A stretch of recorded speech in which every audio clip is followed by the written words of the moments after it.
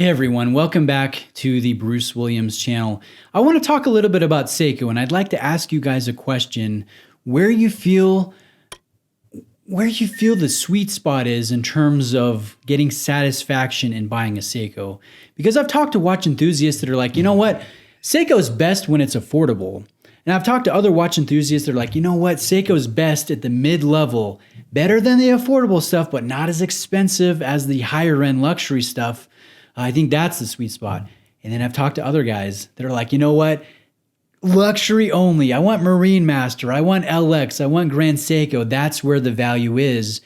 And honestly, I don't know that there is a right answer. I don't know that there is an easy answer. I know I'm kind of torn because I like some affordable Seiko. I like some mid-level Seiko. And I certainly like some luxury Seiko and Grand Seiko. And tell me what you guys think about this. But I've thought about this brand. I've had a lot of experience with this brand. And in my experience, I've noticed that Seiko does some things exceptionally well. You know, when they do a good case with the finishing, the original design, they make a lovely dial with color and detail and texture. Or, you know, their design is just so practical and comfortable on wrist or versatile. When they do good stuff, man, it's really good. It's really easy to appreciate and to enjoy. Like the highs of Seiko, they're really high. And honestly, I think that also correlates with the negative aspects of Seiko. When they do something frustrating when it comes to misalignment or tactile elements of the bezel or accuracy of some of their calibers, you know, whatever it is, if there's a negative point about a Seiko, it seems to be more frustrating and more annoying than other competing brands that carry similar negative aspects. Those don't seem to be as big of deal breakers as the negative elements of a Seiko. So really, when I think about Seiko, I think about high highs and really frustrating lows. And maybe that's why I'm a little bit torn when it comes to this brand. Like I can really love some of their watches and really hate some of their watches.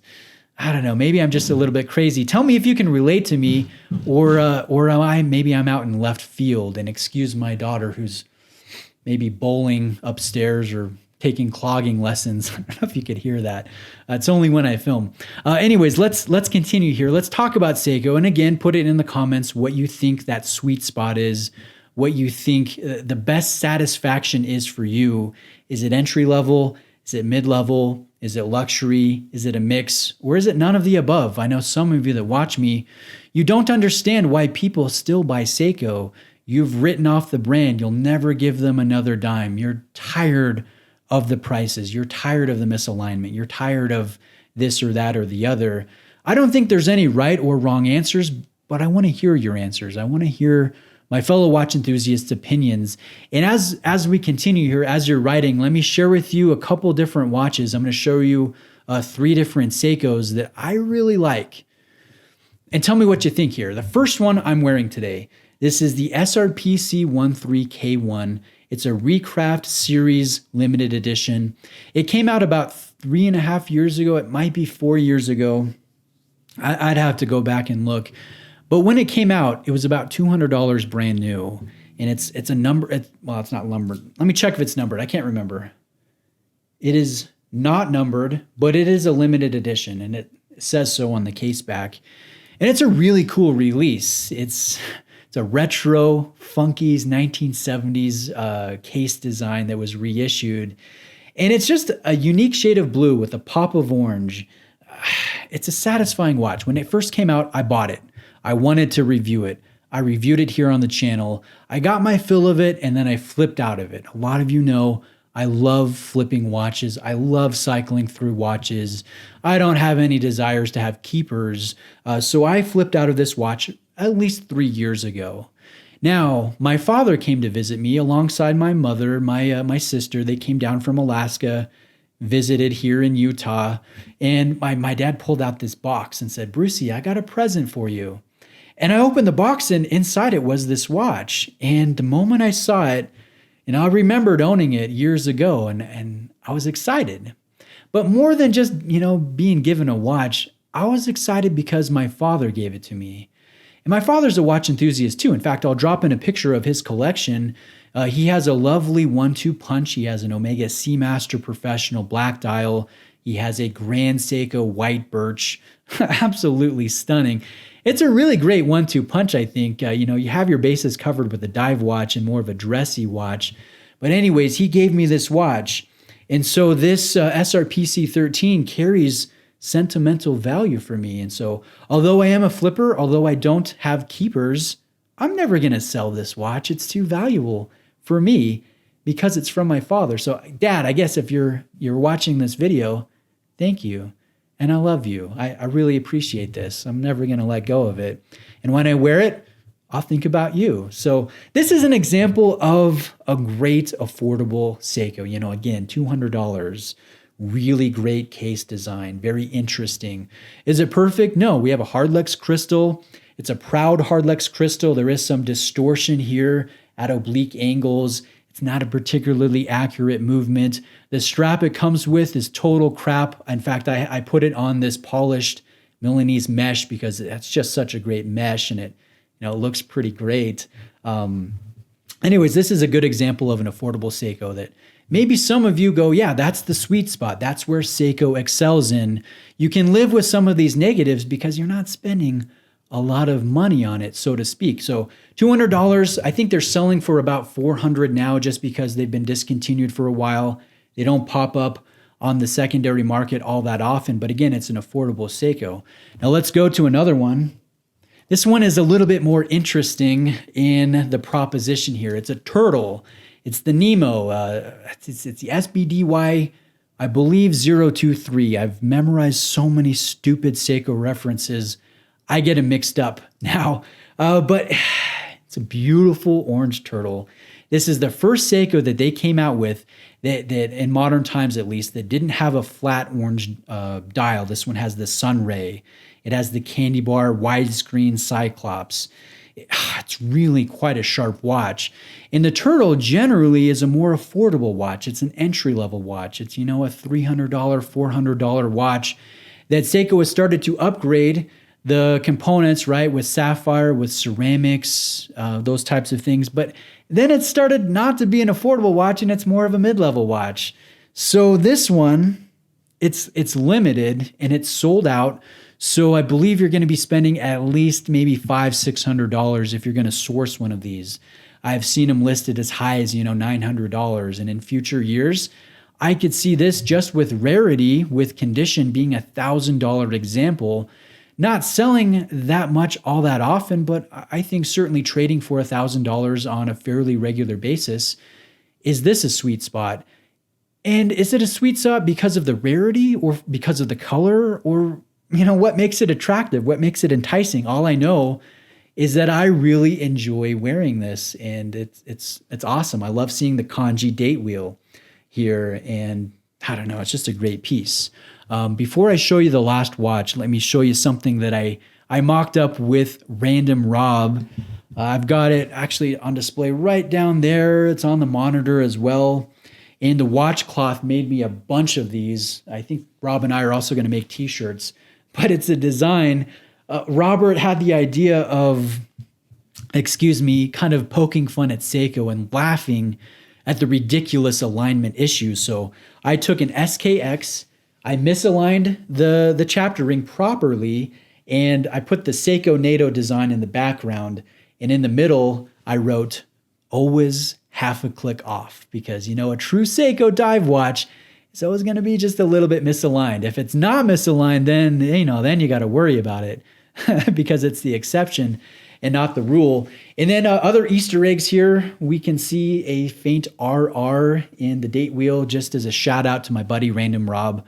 So anyways, I thought you guys would enjoy seeing these just watch cloths. They'll pop up in my videos from time to time. And whenever I sell or trade a watch, I'm sure I'll include one of these microfiber cleaning cloths to whoever trades or buys or flips with me, flip for life. So anyways, let's continue here. I showed you these two watches. I've got another one to share with you as you're writing your answers.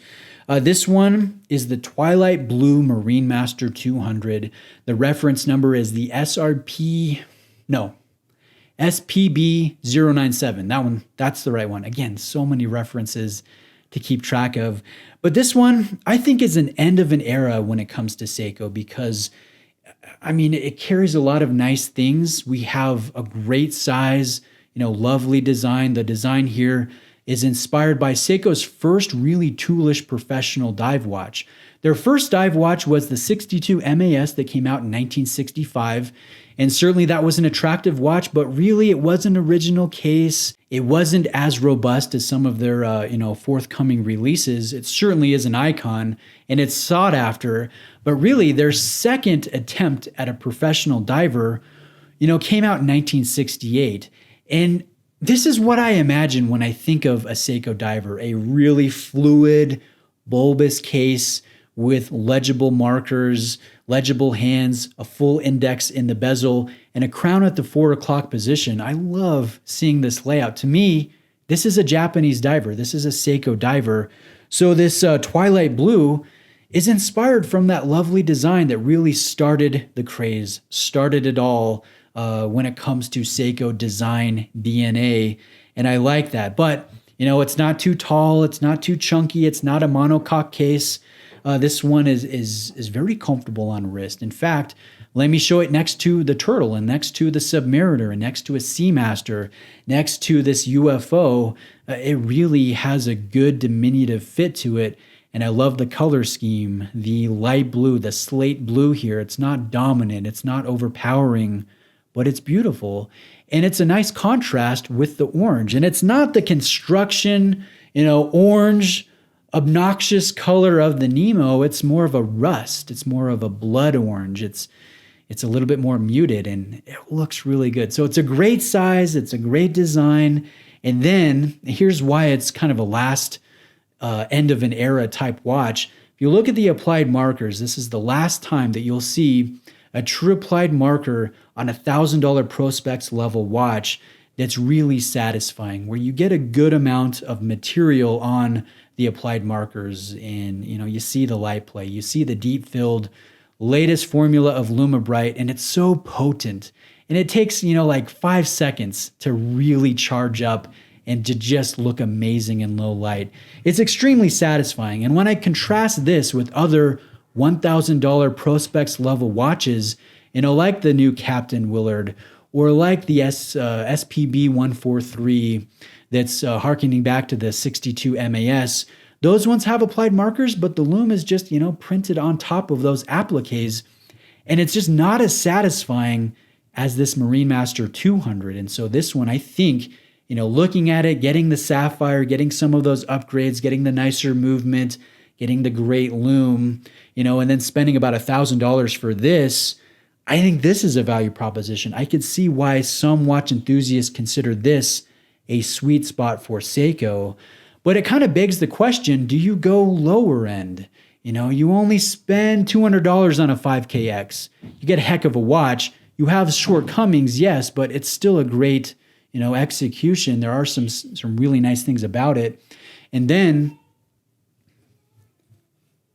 my daughter's outside and is waving at me. Okay, I'm filming. Okay. All right.